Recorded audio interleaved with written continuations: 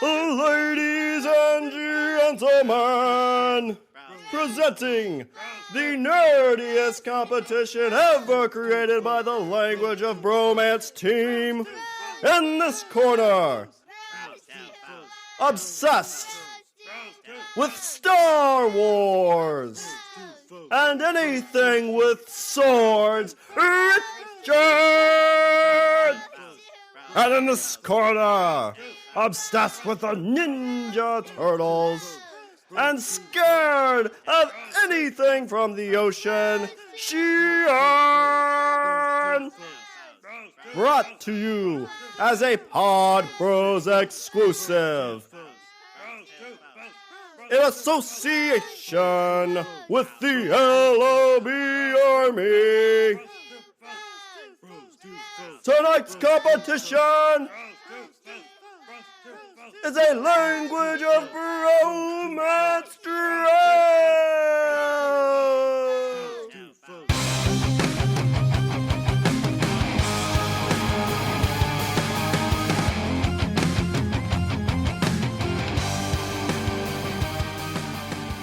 What's up, everybody? I'm Richard. And I'm Shawn. And we are speaking the language of bromance. And today, Richard, we go to the battlefields as bros become foes in our 48th draft ever, where we draft our favorite games. You know, that wasn't the intro. That seemed a little lackluster to me. Oh, I'm sorry.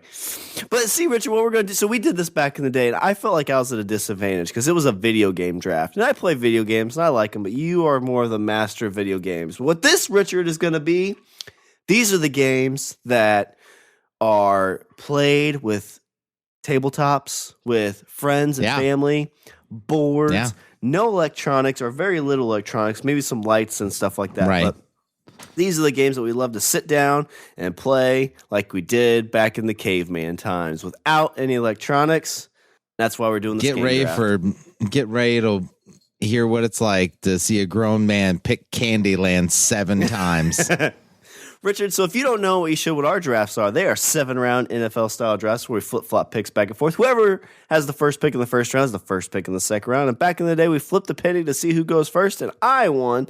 So on odd drafts, I get the first pick. Even drafts, you get the first pick, sir. And since this is an even draft, the 48th of all time, you get the first pick in this draft. Oh, gee, what should I pick first? Candyland, you son of a bitch. You just picked my whole list.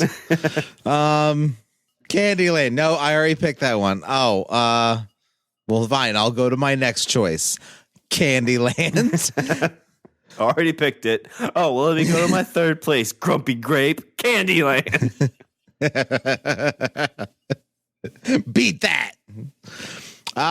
No, I mean, I don't need to bury the lead. I honestly, like when you said, hey, let's do a tabletop game draft, I figured this was just a way for us to gush about D&D for, 30 minutes. A while. So let's do that now, because that, of course, is my first pick. It's Dungeons and Dragons, or D&D for those in the know. Yeah, that's the ultimate tabletop dice rolling game. You get your friends together. It is. There's usually very rarely kind of I think of the games where friendships are lost. It happens, but it's a lot rarer than I think other games. Been around forever. It's been, oh God. Is it 70 something? 72, 73? No, I think it's hit the 75 mark. It is, I think it was 60 or 72. 72 is when it came out. So, 40, almost 50. There was stuff before then too, right? Well, there other kind of pen and paper 40, type games. 47, almost 48 years. Were there other pen and paper games before this, or was this the first one? There were pen and I don't know about pen and paper. There were a lot of games then, like in that time, it was a lot of like war. It was a lot of like, you know, like World War II stuff. Kind of like Risk, kind of that game. Yeah, essentially. Kind of like Risk, kind of like oh god, there's been a bunch. I mean kind of like Axis and Allies. But yeah, that was kind of where that genre of board game / kind of tabletop thing, it was kind of more like war games, you know, where you'd have little tanks and little guys and you'd move around a map. And I would say that there wasn't really a lot of role playing. This is okay. So it was created by, of course, Gary Gygax and Dave Arneson. I think it's Dave Arneson. And so they came out with D&D in 72, pulled a lot from Lord of the Rings, because at the time, that's when Lord of the Rings was like really, really kind of big back then. It was, you know, so it pulled a lot from Lord of the Rings terms of so obviously the movie character archetypes. Did the cartoon movie come out before then? No, like that, cartoon movie wasn't out until the 80s. Okay. I knew there was the animated ones. Yeah, the Lord of the Ring cartoon movie. No, the Lord of the Rings. There's like a cartoon version of that. There's a Lord of the Ring. There's a Hobbit cartoon movie. There's a Lord of the Rings cartoon movie. The animation styles are different. And then they came out with, there was a Return of the King, just Return of the King. There was a Return of the King animated movie, which was done animation style wise. It was done the same way as the Hobbit one. I would say that the Lord of the Rings cartoon movie, in terms of animation style, was probably close to like Heavy Metal. Yeah, I had that feel to it. In terms of the way it looked. Of it. But yeah, The Hobbit and Return of the King were done in a similar style. So you jumped into D&D way before I did. I think weren't you in your teens? Oh, I was like 11 or 12. So what is it? Is it because my dad played it? Is it the universe that kind of gets you, or is it the gathering of friends, or like what makes D&D number one on your list? What puts it to that level? I think you see a lot of video games nowadays that try to encompass like this kind of sandbox quality where you can kind of go and do like whatever you want, and that's great. I would say that D&D is that no one has come close to the type of sandbox style that you get from a D&D adventure, because it is essentially, you can essentially do anything you want. There's no restrictions besides the rules in place, which is just your character's abilities, really. Well, and even the rules in place can change if whoever's running the game so wishes. That's true. They can change the rules if they want, and then the rules are out the window. Yeah. The rules are basically there to provide a framework, a suggestive framework. Yeah, it's a good point. And you never run into at the time, I don't think there, it wasn't until a little bit later that you got actual settings where they were like, okay, like here's a published adventure and it's set in this campaign setting. That didn't come until later. So when it first came out, you created your own worlds. So you'd be like, you go to this town. What's this town? It's Gubenslav. Yeah, exactly. And then later, I think Greyhawk was the first world to come about. Was Greyhawk. So a lot of the super early adventures, published adventures, take place in Greyhawk. But then, as time went on, especially through the 80s, then a bunch more developed, and they all kind of had. It was interesting because a lot of them had their own kind of, not really a supplemental rules, but kind of extra stuff you could throw into your campaigns. Forgotten Realms was a more high fantasy kind of world.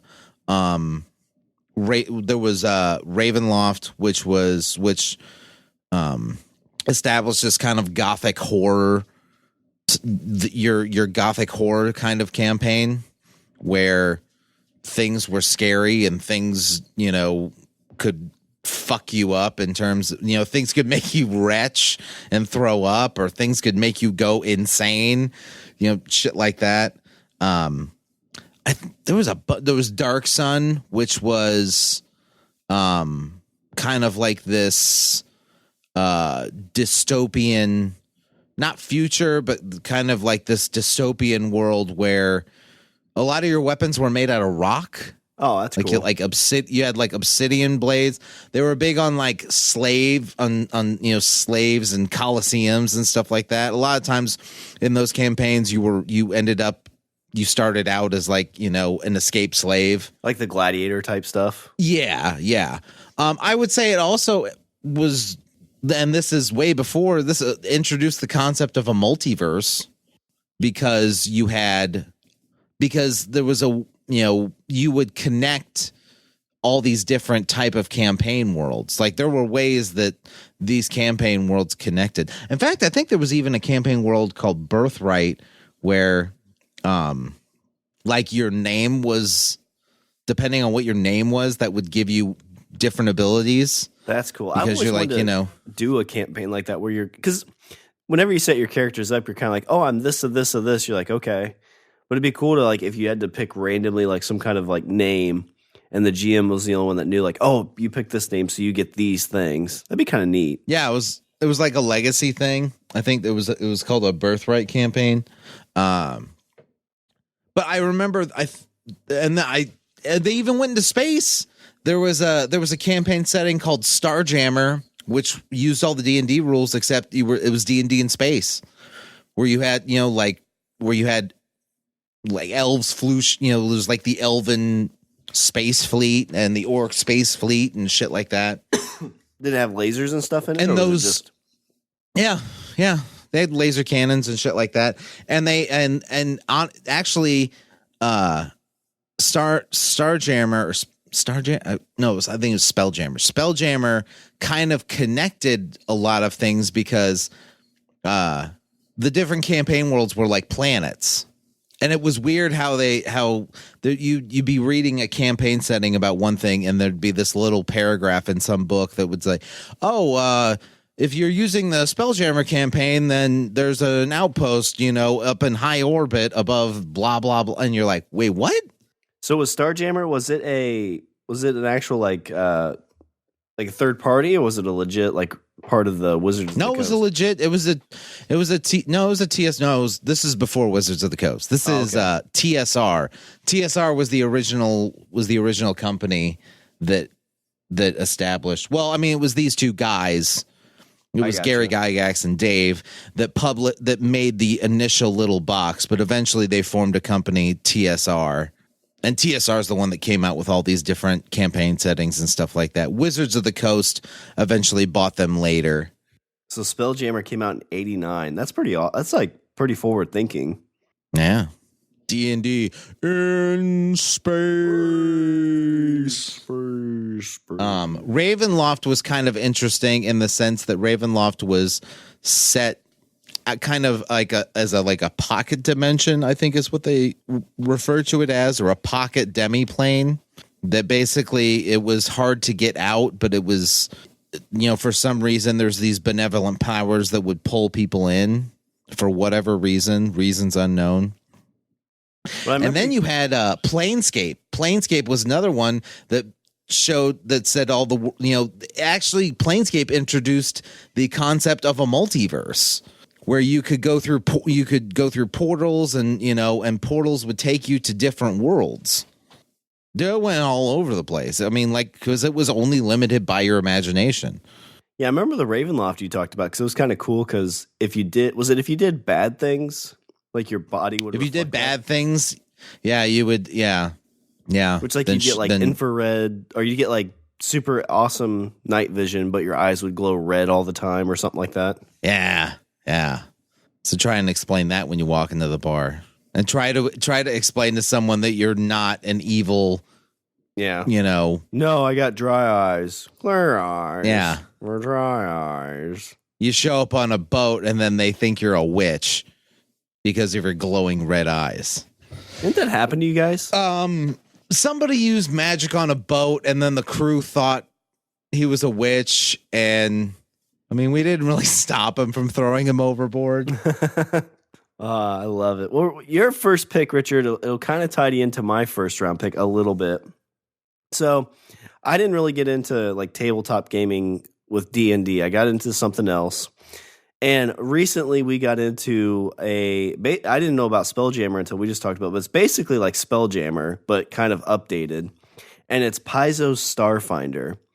I have gone all in on this system. So Starfinder is kind of like you just said with Spelljammer. It's like D&D, but it's their version of it, which is Pathfinder. And it's Pathfinder in space. So you got spaceships, you've got laser guns, you've got all these cool things. And what I like about it kind of ties back to D&D a little bit, because I love creating the campaigns. And with Starfinder, and even with like, I didn't know about all the kind of other stuff with D&D, but with Pathfinder and stuff like that, like the world's already kind of made. But with Starfinder, you can create a whole brand new world somewhere far out in the galaxy that is just your own thing. And you don't have to worry about any weird like continuity stuff. You don't have to worry about somebody being like, well, actually, in this country, this is what would happen. Like, well, okay, whatever. That's not what's happening here. So just roll your dice.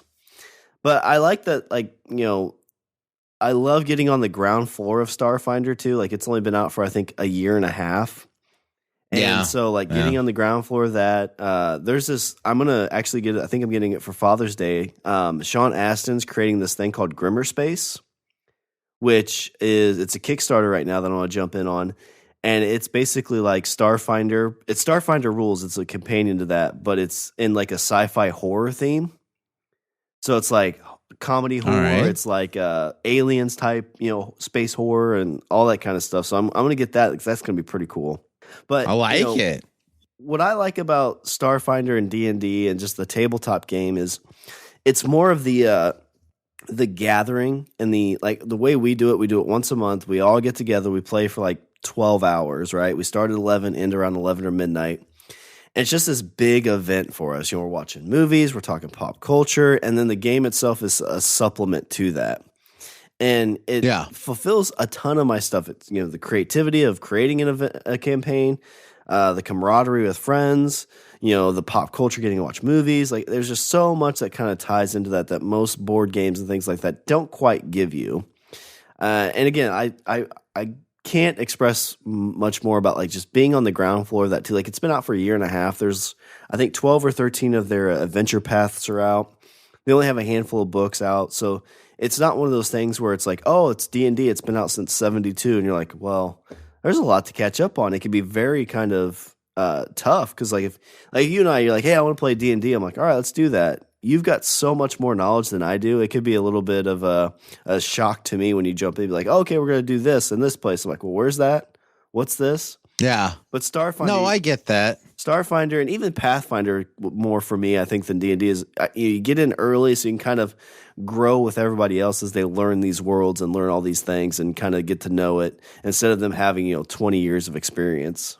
Yeah. And on like the newer kind of system that you see now with like the D20 based system. I mean, that's been around since that came out in 2000. So for the first 6 to 7 years of me playing this game, I was using a completely different rule set. Oh, interesting. And so a lot more math intensive. I will definitely say that. And there's charts you look at and. Well, I know when I first started, it was that way, which is, again, really kind of just a shell shock. But, there's so many, software out there, even free ones, where it's PC Gen's the one we use, where you just basically have to punch in your stuff and it does all the calculations for you, which is a nice big time saver. Because I think when I first started doing it, it's like, well, just create your character and you go through this 300-page rule book. You're like, all right, well, I want to take this. Well, what does it affect? And you don't know if you did it right or not. With these softwares and stuff, it kind of makes it better. But I can't express, we got a game day coming up in a couple weeks, and I get excited for it every month because it's just fun to sit, roll some dice, make believe for a couple hours. It's a great time, yeah. Who doesn't? It is. We've been saying it for a while. Like, get some friends together, play some tabletop games. But yes, this is where we hype up the social aspect, where you actually sit down with people, actual real people. And I still get a little nervous. Like I was talking to somebody today because there was something going on one weekend. I'm like, well, I can't do that. I got to go back home for a game day. He's like, oh, what's that? I'm like, oh, I go home and I roll some dice with some friends. And he's like, oh, like, craps? Is that what you guys do? You get together and play craps? I'm like, no, it's kind of like D&D, but it's D&D in space, Dungeons and Dragons. Do you know what that is? I'm a dork. I'm sorry. I'll leave. This is your house. Yeah, I know. I'll still leave. I mean, you can have it. Can I at least keep my wife's dice in bag? The back? But I mean, it's. I know, like when you first introduced me to it, I was kind of like, I don't know if I'm gonna dig this, and I loved it. And like the people I work with, I introduced them to it, and a lot of those guys got into it really, really well too. So I think it's a good first pick for both of us with D&D and then Starfinder. So Okay, love it. I love it. all right. Pick number 2. I feel like I should go with an actual board game. This was no, I wouldn't say this was the first time that I played a board game that I was like, holy shit, like I didn't know that the board games could be this. I thought it was just Candyland. But I would say that this was the first board game I played that involved some real serious strategy. And the games went by fairly quick, and they've done a bunch with it since then. It's a super well-known game. It's called Settlers of Catan. I've never heard of this game. You've never heard of Settlers of Catan? We've never played Settlers of Catan? Mm-mm. Not when I've been there. I don't think I have. I don't think I own it. Okay, so what it is it's basically like it's a randomized map that you lay out on a table. And the way the map is randomized is it's like little hexagonal tiles, and everybody takes turns laying tiles down to generate the map. Okay. And then once you've generated the map, then you place settlements and build roads and collect resources, and you trade resources with people to get stuff you want. You upgrade your settlements into cities, and it's the first, like I said, for me, it was the first time that like you played a game that involved some strategy. Basically so you're settlers and you build and develop and acquire resources. You're awarded points as your settlements grow, and the first to reach a set number of points is the winner. I got to read a description because it's actually been a couple years since I've played a game. But they've come out with like expansions and different versions of Settlers of Catan. They did like a Star Trek themed one at one point. They've done a bunch. There's a bunch of different versions of it. Yeah, I'm totally surprised that we haven't played it, because you could do a game fairly quickly. Yeah, as you were talking about it, it sounded familiar, and I was trying to figure out where I've heard it, but it's actually, there's a short film by Amy Acker and Fran Kranz, I think his name is. They're the Amy Acker was the girl in Angel that became the Blue Demon. Was Fred. Fred, yeah. And Fran Kranz was in Dollhouse. He was the smart dude.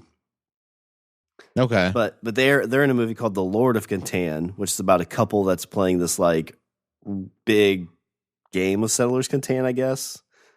I'll have to check that out now that you've explained it to me. No, that sounds pretty cool. I like that because it's kind of like the strategic. I don't like games like Axis and Allies because I feel like if you don't know how to play it, you're going to get your butt kicked, and it's just very much so. And if you got to know like the subtle with Axis and Allies, you totally have to know like the subtle nuances of it in a way, and not just that. I have a friend. I remember it was the day before we were going to sit down and play Axis and Allies, and he spent the day in his garage, like actually had the map laid out in front of him and legit planned out his strategy move to move. I mean, it's like chess at that point. Kind of, yeah, it is. But I mean, there is an element because you are with Axis Allies, you are rolling dice. So I mean, there is an element of chance to it. But when you're spending the whole day like planning your fucking war, coming up with your war plans, yeah, that makes the game not fun. Because then if you lose, you've wasted like 30 hours of your life. Well, speaking of life. Waste is a strong word. So speaking of life, Richard, this game was one that it kind of as a kid taught you all the certain like milestones in life, taught you that maybe starting out in college is the right thing to do in life. Maybe not. Just depends on the job you get. It's a game that is a lot of chance. It's a lot of randomness. It's all randomness, really. There's no real skill in it. But it's the game, Richard, the game of life. You can be a winner in the game of life. I love this game. So you start out, you get to be like, hey, do you want to go to college? Do you want to start out 10 grand in debt? And what do you do? What do you do right in the beginning? Do you go to college? Typically I do, because then you get 3 career choices and 3 salary choices. So it gives you a little bit more options. But there's plenty of times if you don't go to college and you get that like high paying job just by luck. I mean, because again, there's just randomness. But there's been times I'd go to college and it'd be like 3 like not very good jobs, and you come out of college 10 grand in debt, and you're making like 20 grand or 10 grand or whatever it is. And I mean, like, I was just Shawn. I'm talking about the game of life. Sorry, not your life. Yeah. Hoping that dance theory degree will come in handy one day. But it's hello, philosophy majors. Well, it's cool because like you go through and there's been times I've played and I end up with like 6 kids, like too many kids that can't even fill the car. You're like, stop fucking game of life, Shawn. Like just tie that thing off. But it's cool. You see yourself go all the way to the end. You get to pick your retirement home. Each one has like the only real options I think you have is where do you want to start, college, no college, and which retirement home you want to go to. But it's a fun game. No, you pick like your houses. You start off, you pick a career, and then once that's done, then you pick like a starter house, right? I think all depends pick like on where a starter home. Yeah, it depends on where you land though. And then later on in the game, then you can pick like you sell your house and get a different house. And then at some point, I think you can change careers. Yeah, I think all that depends on where you land, though. At least the one I played. No, you're right. You're right. I think at one point it gives you the option, like, hey, do you want to go to school now? Oh, it might. I think there's like a midlife crisis area, like mid 20s one, where it's like, yeah, if you land on it, it's like, do you want to go back to school? And maybe it's more or less money. I don't remember. Yeah, I don't remember either. And that's a game too, like when you finish and if you beat the other person and like you're at a young enough age, it's like, well, you failed. Like, look at this. I'm obviously more equipped for life than you are. You might as well just quit now. Live in mom and dad's basement. Richard, my sister was mean. She was ruthless. But my second round pick, Richard, will be the game of life. Why you have 4 fucking kids in your car, Shawn? No joke, right? There was time. Yeah, I had filled it up. I'm like, what the hell? You're like laying them on top. Like it's cute at first, like you name them, and they're like, "Oh, I'm so in love." They should make like a more intense game of life. Because I think this is all like good, like there's no like divorce, remarry, catch your wife cheating with a panda bear. I mean, it's supposed to be fun. Well, I mean, what's more fun than walking in on your wife and you find out that she has a furry fetish? This is like The Shining. Never understood that scene in The Shining to this day. I think it had something to do with what's her name runs up the stairs, and then there's the dude with the bear. I don't know. You could tell there's something going on, and like they just got like caught in the act, and they were like, oh, they're both like kind of I mean, the dude's kind of wide-eyed. The bear doesn't have eyelids, so you assume underneath. Okay. So Shawn, for my third pick, I'm picking games that I like and that I think other people should definitely get a hold of. All these games you can probably find on Amazon or at your game store, local game store, I'm sure. I would say that D&D is much more of an investment. You gotta, because depending on how, like, like with Pathfinder, for example, you could essentially buy one book and then figure out the rest from there. You could extrapolate. Today with PDFs, it's a lot cheaper investment.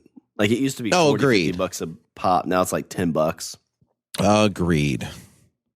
Don't tell that to my wife because I have a small library that I've accumulated over the years. This next game, Shawn, is a game I've played a few times. I really liked it every single time. Again, slightly kind of a strategy game. It's fairly new. I think it came out like maybe 10 years ago. Shawn, this game is called Small World. Okay, haven't heard of it either. Okay, so what this game is you have this big map, and it's kind of like Risk in a way, but you pick a race, and each race has qualities and stuff to it, and your job is to basically take over the map with your army. So you lay your army down.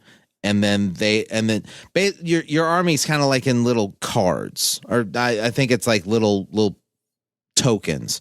And so you lay your tokens down along a map, and then basically you kind of spread as far as you can, and then count up your points. Then once your turn's over, then you're going to pick a new race and do the same thing over again. In the same and like I said, map, or either in the same piece of your map, or you want to, depending on how you can place them in I think oh God, it's been like 5 years since I played it the last time. I just remember that I really liked, I liked that, let's say, you the first time you play it, you pick a race, and then it turns out that race isn't very good. You're like, oh, this is kind of a shit perk. Like and then the next turn, you can just be like, oh, well, now I can pick something. Now you pick something else. Oh, okay. And all these different races have different abilities. Like I said, the races have different abilities, and I think you can get through a game fairly quickly. I think that's the thing with these board games too. Like I use Axis and Allies as my example because that kind of made me hate board games. But Axis and Ally can be a short game, but usually it's like at least 45 minutes to an hour, if not longer. Axis and Allies? Yeah. An hour? Isn't that how long? What Axis and Allies what Axis and Allies game are you playing that takes only an hour? Yeah, so is that the shortest? I thought somebody said they could sometimes it could take 30 minutes if it goes like super quick. Like I've seen games go on forever. Because the only time we played 2 games of it, and it was within a 12-hour period. So it was like 4 to 6 hours per game. Yeah. Yeah. But that's the thing with those is like, it takes so long. That's like, okay, well, if you're not winning or you're going to lose, like it's a pain in the ass at that point. It's no fun. Yeah, like I can see that. Game of Life, and like it sounds like Small World. If it's quicker, in a 4-hour period, you play 4 or 5 games. Like that seems fun. Yeah. Yeah.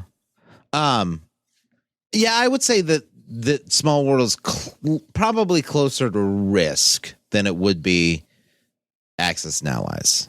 In the sense that, like, there's a little bit of strategy to it and a little bit of chance to it. It's kind of the mixture. But you don't really, you don't really need to dwell on your mistakes that much. Okay, that makes sense. So, yeah, Shawn, that's my pick. I'm going with Small World. I think the year it came out, I think it won like board game of the year year, which was like it sounds 2010 fun. Or something like that. It sounds like a good drinking game. Not a drinking game, but like a good bar game. Yeah, I mean, depending on how much you've been drinking, I could see that. So, Richard, for my third round pick, hammered and play Axis and Allies. No, God, move this here. Fuck it. Godzilla wins. Shawn, that's lighter fluid in a match. Oh no. There goes Tokyo. Go, go, Shawnzilla. Woo! Well, Richard, one game that won't turn me into Shawnzilla. It's a game that I enjoy. It's a classic game. It's a game I used to play with my grandma a lot, actually. All you need, yep, all you need is a piece of paper and 5 dice, I think. Yeah, I think 5 dice, maybe 6. I think you roll 6 dice. Yeah, it's 5. You throw the lowest one. I've played with 6 before. But Richard, it's Yahtzee. Yahtzee. There's a little bit of strategy there because you have to know, like, okay, do I keep this as my 1s, my 2s, my 3s, my 4s, my 5s? You got a little poker. I mean, yeah. Yeah, well, sometimes you got. I feel like it's more. It's 100%. I feel like it's the strategy to chance ratio. I would say is like 90-10. You think so? So 90 luck, 10 strategy. Yeah, I do like 70-30. I mean, let's split the difference and say 80-20. Yeah, okay, I could give you 80-20. But it's a fun game. I played last time we played was with Tiff's parents. And she literally rolled like 6 or 7 Yahtzees. So like what a bitch! I know. Were the dice loaded? Not for me. They were obviously. Loaded. But it's like she rolled it. It's like, oh well, there's my Yahtzee. And it's like, oh well, there's my 3s. That's just a Yahtzee. There's my 4s. That's I have to use my commemorative Yahtzee dice. But so it's my turn. No, these are my dice. It got to the point you where can't I'm like, use my. It got to the point though where I'm like, should we start looking up like world records? Because I'm pretty sure you're pretty damn close. Which I think she was like 3 or 4 off, which was amazing in itself. But this is like I said, my grandma used to play this in the kitchen table. Be like, hey, can we play Yahtzee? And she'd be like, sure. She'd get a scratch piece of paper out and get the dice out of the top drawer, and we'd play some Yahtzee. I don't know. It's a lot of fun. I think it was my first real introduction to dice rolling. So I think that's another reason, like, when I hear the dice hit the table and roll, I get kind of that, like, giddiness in me. I don't know. Have you played much Yahtzee at all, or? I mean, I guess I don't know if I've more or less than anybody else, but I don't know. I mean, I've done it. I've always liked it because, again, it's one of those games that you don't need a lot. You just got to find your 5 or 6 die. Because I think with my grandma we played with 6. We always just dropped the lowest one. I think is how we played it. At this point, I feel like you and I had very this I feel solidifies the fact that you and I had very different childhoods. Yes. Well, at least in Yahtzee, my sister wouldn't like make fun of me all the time because it was that 70-30 chance, 80-20 chance. But Richard, a third round pick, I'm going to go with the great dice game that's been played for thousands, maybe tens of thousands of years, Yahtzee. Okay, 4th round pick. This is a game that I've only played twice. And it was 2 or 3 games in the same day. So I only played it for one day, but I really, really liked it. I looked some stuff up online and I saw that it had a bunch of extra stuff you could add to it. It wasn't even my game. I bought it for a friend of mine for his birthday, and there was one day we didn't have much going on, and so we broke this out and did a few games. Shawn, this game introduced me to a style of board game that I didn't know was actually a thing. A cooperative board game. Shawn, the game I'm talking about is called Eldritch Horror. Sounds familiar. So what this game is basically at the beginning, you pick a big elder god evil from the Cthulhu mythos. Oh, okay. It's all kind of based in that, in that time. Oh, this is the game you guys were playing a few game days ago when I just stopped in to visit. Yeah. Yes. And it was super, super good. It was super cool. So basically what it is everyone tries to work together to thwart the efforts of this elder god before he shows up and destroys the world. That's fun. And Like the games are a little bit quicker on this too, right? Like 2 to 3 hours. I would say like probably 2 to 3 hours tops for one, or not even 3. I would say 2 hours tops for a game. Because I think we got like two in before we figured out something else to do. I gotcha. Does it have but I didn't know that like that was a thing. Like a cooperative game was a thing. Like I always figured like, oh yeah, you're kind of working to do this thing, but the first person to do it is the one that is really the winner. Yeah, that's what I was this is something where you're all kind of together. Yeah, that's what I was going to kind of mention about D&D and Starfinder. Like those games are very co-op. Like you're playing against the GM to an extent. But yeah, exactly sounds kind of cool. Yeah, you work. So you're working together with the other players to try and beat the game. Does it have rather than trying to beat each other? Does it have like a good randomness to it? Like, do you feel like each game was different, or does it feel kind of like the same game each time? Yes and no. I mean, there's cards and stuff like that kind of add some randomness to it. In terms of fighting the actual elder evils, I mean a little. I mean, there's a little bit of monotony. I mean, they do change up and also are vary in difficulty. So, like one thing may have you have to do this and this to fight it, and then another one you have to do X, Y, and Z to fight it, and those could wildly vary, making the game far more difficult. I gotcha. Or easier, depending on what you pick. Is there like like somebody running the game too, or is everybody playing? I think everybody's playing. If I like I said, it was a while ago. It was a little bit ago when we played it, but I think everybody was playing. Nobody was playing the actual thing, if I remember correctly. Yeah, because that had been at least 2 years ago when you were playing that. Because I remember stopping by game day before I got back into it, and you guys were playing that, and I was trying to catch up on what was going on. But they had, I looked it up online. They not only did they have, there's the basic board game, but then they've got like a bunch of different expansions and stuff for it that like add awesome. Parts to the map and add add more cards and essentially make the game, increase the game in terms of scope. And because the map is just the U.S., right? Or not the U.S., is the world map, it's right? the world. Yeah, it's a world map, yeah. I like it. Yeah, that game seemed pretty interesting when I was listening to you guys play it. I was trying to see how many different. I heard, if I remember correctly, I think they had like a fuck ton of they've got 1, 2, 3. They've got 8 different expansions for it. Who owns that game? Was that Dave's? Fantasy.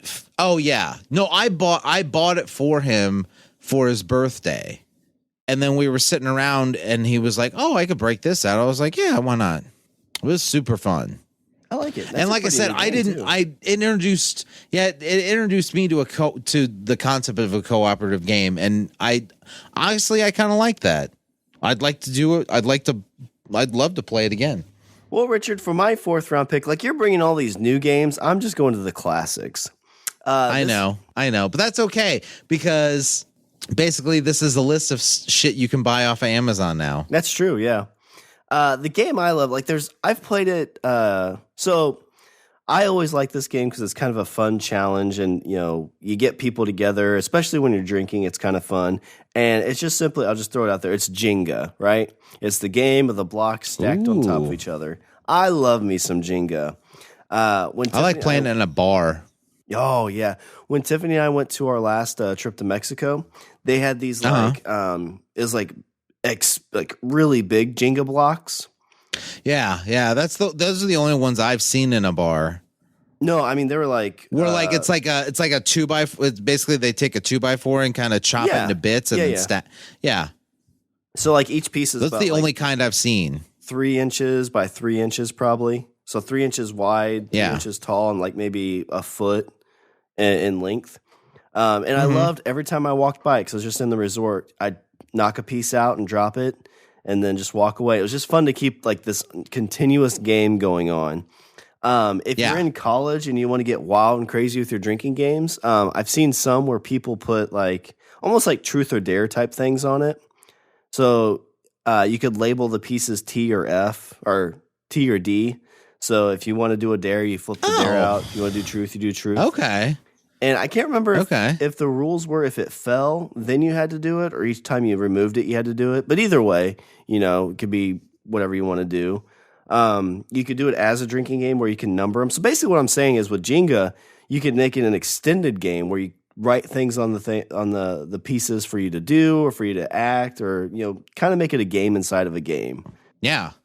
It's like Shawn takes his pants off. That's all of them. That's all they say. Not take your pants off. It's just Shawn takes his pants off. Shawn tries to take everyone's pants off. But I've got a White Sox themed one that Tiffany and I have played a little bit, and she gets a little bit more aggressive with it than I do. I'm pretty kind of like, oh, haha, it fell. Like aggressive in terms of competitive or aggressive in terms. Okay. Like, oh, you bumped the table. I thought you were saying, oh, you moved that too much. Like all these are off now. I thought you meant like aggressive in terms of her, like she like forces the pegs out. No, she's pretty good at like finding the one. But like if you twist one and like kind of rotates it and you finish yours, she gets mad about that. Or if you like she'll bump the table or the table, she thinks the table moves. And it's like, you bumped the table, it fell, it's your fault. You're like, I was in the kitchen. Like, I'll take the loss. It's okay. Miss rolls. That's right. You'll take the loss. Miss rolls 6 Yahtzees in a row. But it's a fun game. Like I said, I enjoy it. It's not really like you said, it's a bar, you and your wife kind of game. But my 4th round pick, Richard, I'm going to go with Jenga. All right. Number 5. All right, Shawn. So this game is a game that entirely involves 2 dice and a bunch of miniatures. And I know you're thinking I'm going to say Warhammer, but I'm not. It's not Warhammer. This is a game that I got really into for a bit and then realized that I had family that I needed to support, so I stopped buying them. Shawn, for my next pick, I'm talking about HeroClix. Oh man. All right. So the way HeroClix worked was you had a team of superheroes. And they were all comic superheroes. So you had, there was Marvel ones, there was DC ones, there was, it was all kinds of superheroes. And they all had point values. So you built a team together based on point values and then battled each other. And whenever your hero took damage, you turned the base at the bottom and it clicked. And then that revealed different numbers for their stats on the base. So if they were hurt, they'd either get less powerful or more powerful or less, they'd be less in one area, more in another area. They'd get different powers sometimes. And so the attributes had numbers and they were also color coded. And the different colors, you looked at this chart, and if they had a certain color on one attribute, that gave them a power that they could use. Like they could move extra far because they flew, or they had super strength, meaning they did extra damage, or they, had like resistance. So like they ignored the first, 2 hits of damage and stuff like that. I played a bunch of HeroClix. I did a tournament. I never did a tournament. I was going to, and then we had this there was this like preliminary kind of thing, not like a qualifier, but just like people that wanted to do the tournament. I was like, I'll go play with these guys for a bit. I got my ass handed to me. As I'm looking at some of these online, I feel like this could be like Magic, like where it's semi like skill, semi like deck stacking, semi, who has the most money to buy the best. Oh yeah, ones. it was. Well, I mean, I would say the money a little bit, but it's definitely a lot of min-maxing in terms of like building your team. Damn, I'm looking at this Batman one. Like it's this, you get a vehicle and like a couple Batmans. It's like $93. It's 8 boosters and 1 super booster. Yeah.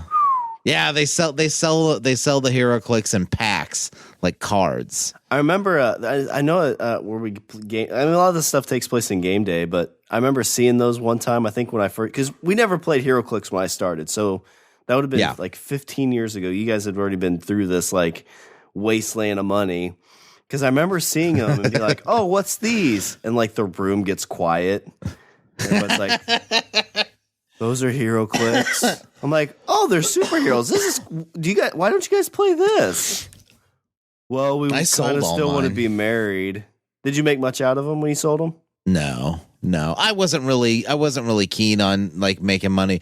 And a lot of I had a few that that were kind of rare, but I'd say like 95% of the HeroClix that I had weren't really worth anything. We're worth like less than $1. So like with the HeroClix, like if you get a Batman, the cheapest Batman, is it the same as the most expensive Batman, or are there different levels of Batman? Well, there's different levels of Batman because there's because like, are you talking about Golden Age Batman? Are you talking about, the Dark Knight Batman? Are you talking, you know what I mean? I got you. So they're all based off of their kind of character. Yeah, exactly. And they have different powers and abilities depending on what you're picking. And then they had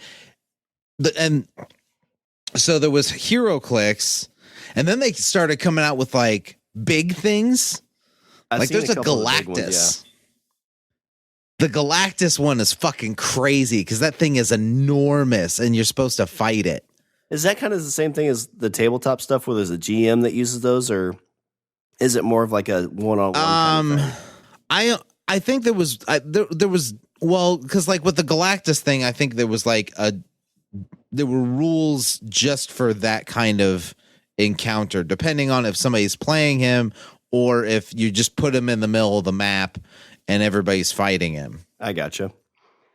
Oh man, just like Magic the Gathering, like that sounds super awesome. But when you look, it's like, oh, it's only $20 for like 75 assorted ones. And I feel like that's how they get you. Because of those 25, there might be like, I don't know. Or of those 75, there might be like 7 or 8. They're like really good ones you'd use. The rest are kind of filler. And so then you start going on eBay. And then you'll get like repeats. You'll get repeats. Yeah. And then you go to eBay and it's like, well, I really need this, Dark Knight Batman to finish my set or get my set like halfway there. It's like $60 just for this one click. Well, and the thing I would say with that is like, I mean, you still have like all these little figures and they look kind of cool. Like it's like, they're all painted miniatures basically. Yeah, they're just plastic. Though, I mean, right? Yeah. I mean, if you had like a shelf or something to like set them all on, like you could have it look kind of badass. There doesn't seem to be too bad. There's a Street of Gotham one that's $5 for a Batman. DC Rebirth. Oh God. $1.49. Oh God. Now he started. He's like, these look kind of nifty. Yeah, this animated series one's only $1. Richard, what do you mean you guys almost got like split up over this? Here's a lot of 10 from the animated series. For $10. All right, we're doing here. There's Hawkeye in there somewhere. Oh, I guarantee. Yeah. Are there turtle ones? Probably. Because because it started with HeroClix and then it expanded. It expanded and did, a bunch of other ones. There was HorrorClix, which was like, oh, that's cool. HorrorClix. Yeah, there's actually a big Cthulhu one that you fight. Oh, here's a lot of 30 turtles for $30.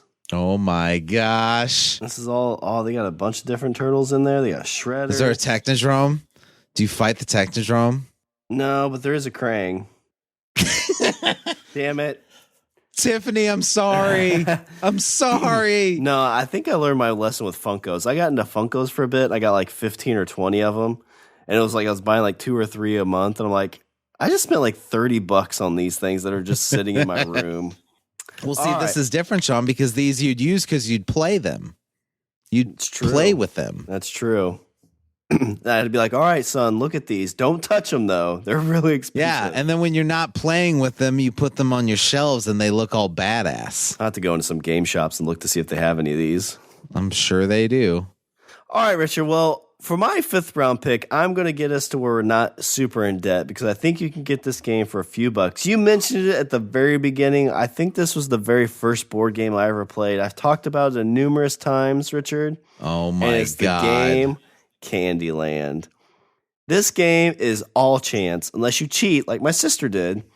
You just basically draw. I feel like this whole episode is just you bitching about your sister. She was horrible to play games Yahtzee with. and she'd fuck me. She'd play Yahtzee and we played Yahtzee and she'd fuck me, and then we'd play Candyland and she'd fuck me. Yeah. She's like, "Oh, Shawn, you drew the grumpy grape again. How'd that happen? Oh, look, I got the princess of the sugar castle. I'm just 2 things away and I win again." And she was the younger sister too, so I couldn't get mad. They're like, "Let her win, Shawn. She's younger than you." Like, she's more of a bitch too. What was that? Nothing. That's right, nothing. No, I love my sister. She's great. You're glad that I like her more. John, don't tell her. Don't tell him that. He already knows, Laura. Look at him. He stacks Laura, the deck. if he hasn't figured it out by now. He's know, 33, right? Laura. Why are they still playing Candyland? Laura's in his mid-20s. He called her all the way from her house. She came over just to... Oh, yeah, she came all this way just to cheat. Damn it, Laura. Why don't you get him in those hero clicks so he doesn't have money for gas to come over? But it's my kiddo has it. And it's changed now. I think it's more of a spinner. So it's not really like the card aspect anymore, but it was a fun game. Oh my God, those cards would end up everywhere. Oh God. And like I said, my sister bent the Princess Candyland one where it was like the very furthest. Yeah. And so it always somehow ended up in her turn, which is kind of good because at that age, she at least could do math. She's like, all right, Shawn draws first, then I draw. But I think there was a time where I stacked the deck and then I had to draw 2. And so it basically messed up the order. So she got it. Yeah, so it fucked me. But it's a great game. Oh, show her. Yeah. Oh, damn it. She's like, "Oh, good job, Shawn. You just get to draw 2 cards. I don't want to do it." "No, you have to." Don't want to do it. Damn it. Oh, and I got the grumpy grape. But Richard, my 5th round pick, I'm going to go with the classic young kid game, Candyland. All right, Shawn. Well, the last game, or not the last game, but the game that I was going to pick next, you got done bashing with my last pick. The last pick I was talking about, you bashed it, but it's my actual pick this time. Shawn, for my 6th round pick, I'm going with Magic the Gathering. Oh, I tried to play this with. I had a bunch of these fucking cards. I had a giant binder full of cards. I had a couple. I had a giant binder full of cards that I bought, and then I had a couple or 2 or 3 decks of cards that I bought.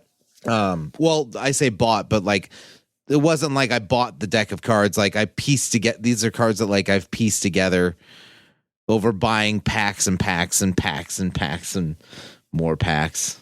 I bought a lot of damn cards, Shawn. But now it's not even, you don't even do the cards anymore. You do it all on the computer. The card thing's still big. Like there's a lot, like 2 or 3 different places around here where when the new decks come out, they'll do like the release night things where you go in, it's like $50 or something, and you get like 3 or 4 packs. So you get them before they open up. You open up your packs, you pick your cards, you build a deck out of it, you play that night. But so the cards, when I was playing, I was like 12 years old. No, like 13 or 14. And at that point, they didn't have like all these crazy expansions and all this other stuff. All they had was just the basic system. So there were alphas, which were like these are like playtest cards. There were alphas. There was alpha playtest cards. There were beta playtest cards, and then the revised edition. So that was when I was playing Magic. That's all there was. All you had was like one set of cards. You had like, cards from one set, like one series of cards and then there was the alphas and the betas, but a lot of those cards you could only have one in your deck. Because a lot of the alpha, because obviously they were playtest models, so a lot of the alpha, excuse me, a lot of the alpha and beta cards were kind of overpowering, so they took those out. Oh yeah. So when I was playing, all there was the one system. There was just the one series of cards, and I went every Sunday night to there was a local gaming guild in town, and I'd go every Sunday night and play Magic for like 3 or 4 hours until they got in. There was a bunch of people that played Vampire the Masquerade. Oh yeah, you told me about that. Yeah, and then I stopped playing Magic and did that for a bit, and that got weird. But it's whatever. It happens. Exactly. No, I love the idea of Magic. It's just that whole. It's kind of like you talked about with HeroClix. Like you can see yourself like getting like 2 years into it and be like, oh, it could be a total money pit. It could be a total money pit. A couple bucks here or there, and you start doing the math. You're like, oh wow, that's a lot of money. Yeah. And I'll tell you what, like. I almost fell into the exact same trap 20 years later because on the computer there's a game called Hearthstone. Oh, okay. Which is free to, like the game itself is free to play, and like you can get some cards and stuff like that. It's a card based game where you play against other people, and like it's almost exactly like Magic. It's done by Blizzard. And I started, like, I played for a bit, and then I think I bought, like, maybe a couple packs, and I was like, wait a minute. I see familiar. What's happening. It's such a smart scheme. I totally had to stop myself from going crazy and buying, like, $50 worth of cards. Well, and I don't know who makes the money on that, because, I mean, like, you look at Magic the Gathering. The online one, they make their money there, I think, because I think you can be like, oh, I want to buy this rare card, and like, oh, well, that'll be $12. Basically, I funded Wizards of the Coast to buy TSR with all the fucking Magic cards that I bought. I had to stop myself with Hearthstone. I didn't stop myself, but I was like 14, so you can't stop me from masturbating. I mean, you're not going to stop me from buying cards. Well, Richard, again, I will go with, it's kind of a classic for my 6th round pick. It's one that you're just going to have to pay the upfront to buy the game.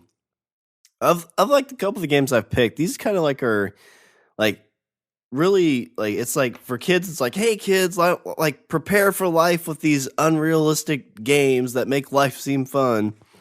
Richard, this game was called Payday. Did you ever play Payday?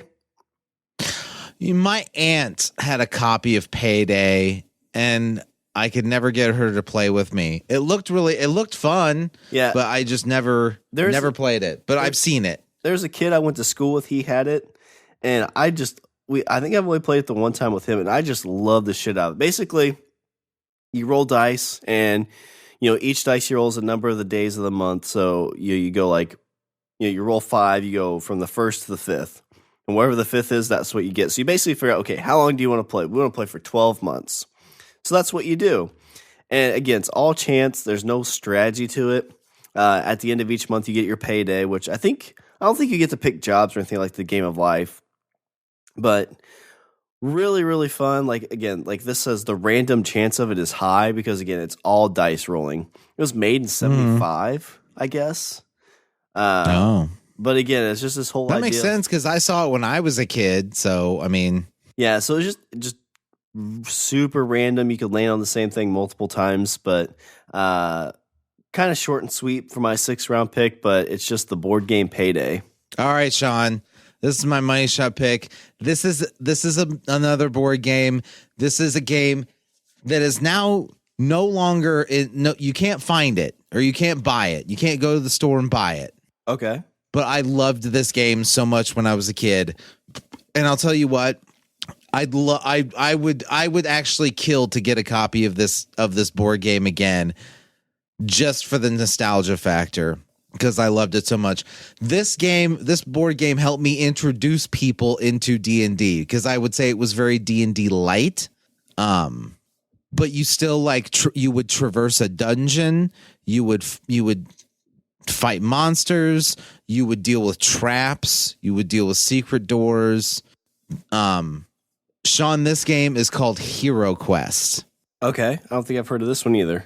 No, you probably haven't, because like I said, they stopped making this in probably like the mid 90s. The last time I checked, you could find copies of it on eBay for like $100 to $350. Oh wow, so pretty pricey. Well, yeah. But the thing that I would like, the reason I say it's D&D light is because it's basically like not a blank board, but the board is looks like an underground dungeon. It's got rooms split up and everything, and you have doors and furniture and monsters, and basically you place that stuff wherever you want. Well, okay, so initially there is a story to it with like quests and stuff like that you go on. The player or players pick heroes. There's 4 heroes to choose from. There's an elf, a dwarf, a wizard, and a barbarian. So let's say you have 4 people, then they would pick one of the 4 heroes. Or if there's 2 people, then one person plays all 4 heroes. The other person plays the quest master. He's the one that is looking at a map behind a little screen, just like a DM screen. He has a map of what the entire dungeon is. And so the heroes go through and open up doors and look at, go into rooms. The quest master is the one that places furniture and doors and monsters and rolls dice for the monsters. He's the one that knows what's going on. Okay. So, like I said, there is a story that you work through with quests and stuff like that where you fight monsters. But then once you're done with that, the very last page of the quest book is just a blank map. So what they're saying is like, hey, make your own shit up, like make up your own dungeon. So what year did this come out? You said 91 maybe. Oh, okay, so heavily influenced by D&D. Oh, yeah, definitely. I think it's actually, in terms of like the lore, I think it's supposed to be set in like the Warhammer universe, I think. Because it's done by Games Workshop, which is the same company that came out with Warhammer. They actually came out with they tried to bridge the gap between a Warhammer fantasy game and Hero Quest, and they came out with this game called Advanced Hero Quest.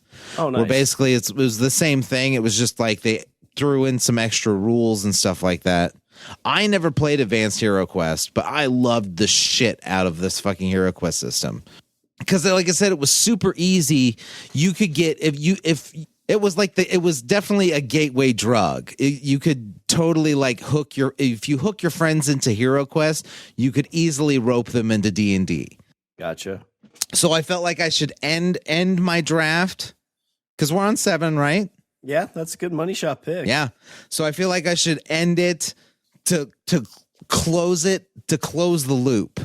So Hero Quest to D&D and D&D to, yeah. I like it. Well, I'm going to bookend. So like you talked about your first introduction to tabletop gaming was D&D. My first introduction was the Star Wars tabletop game. So for my money shot pick, I want to go with, we've kind of talked a lot about the tabletop experience, but this was one that, I'm not huge into fantasy. I don't mind it. I kind of like it a little bit, but I'm definitely more of the sci-fi, like Star Wars kind of thing sparks my fancy. And when we when you introduced this to me and said, there's this place where you can become a Jedi and you could do all these fun things, and the sky's the limit with this. The sky's as far as I'll let you guys go. That was I feel like the drug dealer at the schoolyard at this point. Like, hey, look at this. This isn't that scary. Look, it's Star Wars. You've seen those movies, right? You've seen the holiday special, right? Yeah. But I mean, I just started playing Star Wars, and now I'm mainline and Pathfinder. Where did it all go wrong? Oh my God! Now I'm buying HeroClix by the dozen.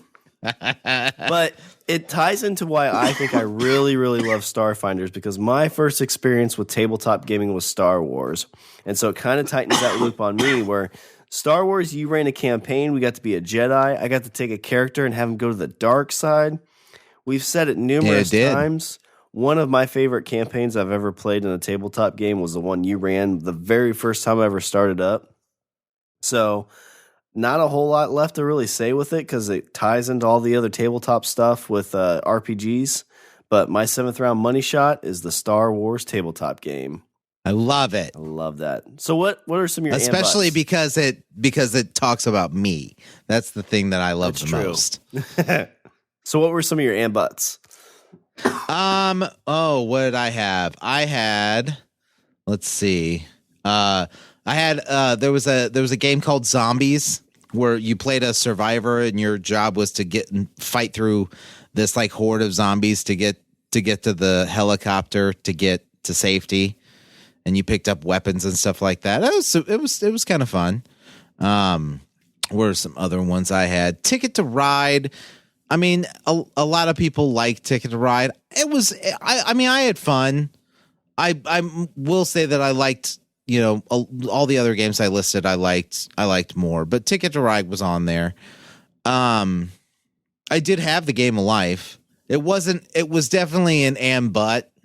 Like, gotcha. It wasn't on my initial list, but Game of Life was on there. Clue was another one because I like me a mystery. I like me a mystery game. Those are fun. What'd you have? Let's see. So I had Operation, which is kind of a fun, just kind of like tinkering around game. Battleship. Water on the knee. Operation. $1,000 fee. Operation. Battleship. Always like Battleship. That's a fun game. Connect 4 is kind of a good, like, another bar game, kind of that Jenga aspect. And I was at a bar a month or two ago and got drunk and played Battleship. Oh, no. Was that fun? Playing drunk? It's all right. It's all right.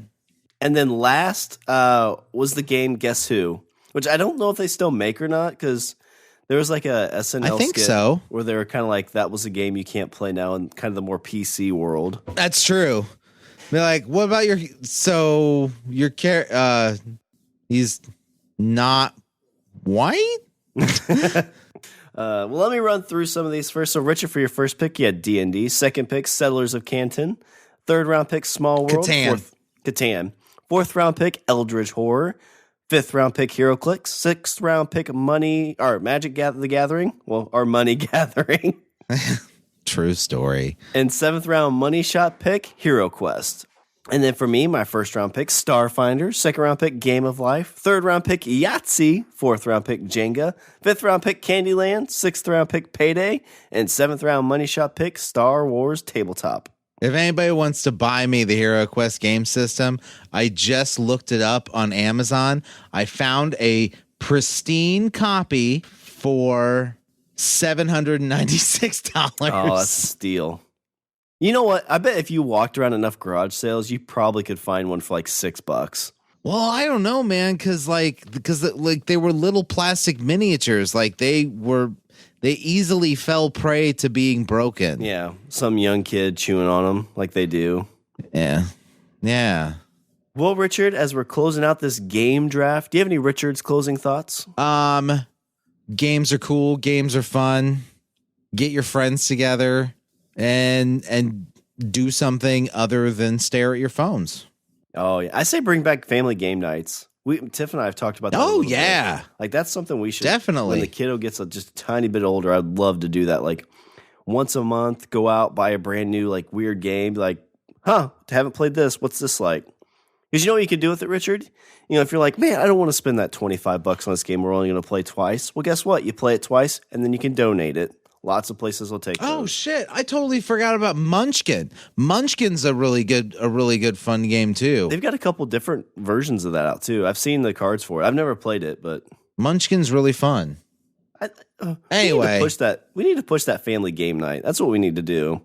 We could do family game night, just you and me. Yeah. Screw the kids. I love it. They've got school and stuff. All right. First task. How about I buy a game and then you buy a game, then I buy a game. First game, Hero Quest. Okay, wait a second. Second game, Hero Clicks. What do you mean? I mean all of them. All of them. All right, let me do a little bit of housekeeping. Visit our website. We're at languageofbromance.com. Follow us on Twitter and Instagram at languageofbro. Email us at bros@languageofbromance.com. Like us on Facebook. Remember, we are part of the Family Game Night sponsors of the year, the Pod Bros Network. Damn it. I had a really good pun here, but it went away. We love board games. All right. Was there anything else before I close her out? No. Family game night. Do one. All right. Well, that's all the Bromance we have for this show. I'm Shawn. And I'm Richard. And remember, don't be a why. Be a why not.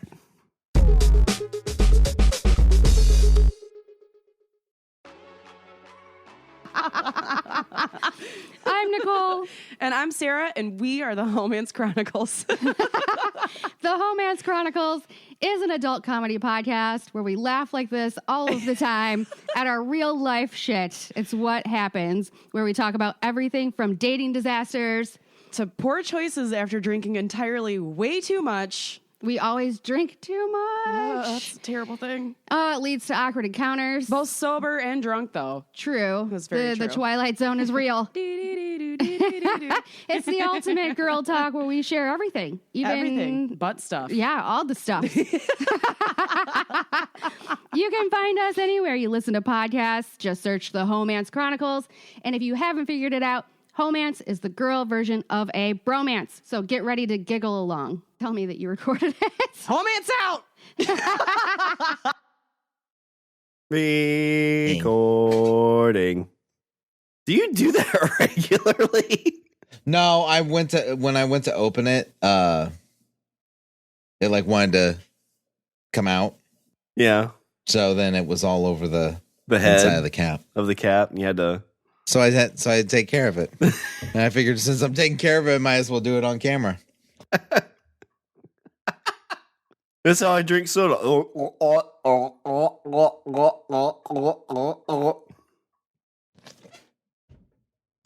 Swallow it. Swallow it. Stop.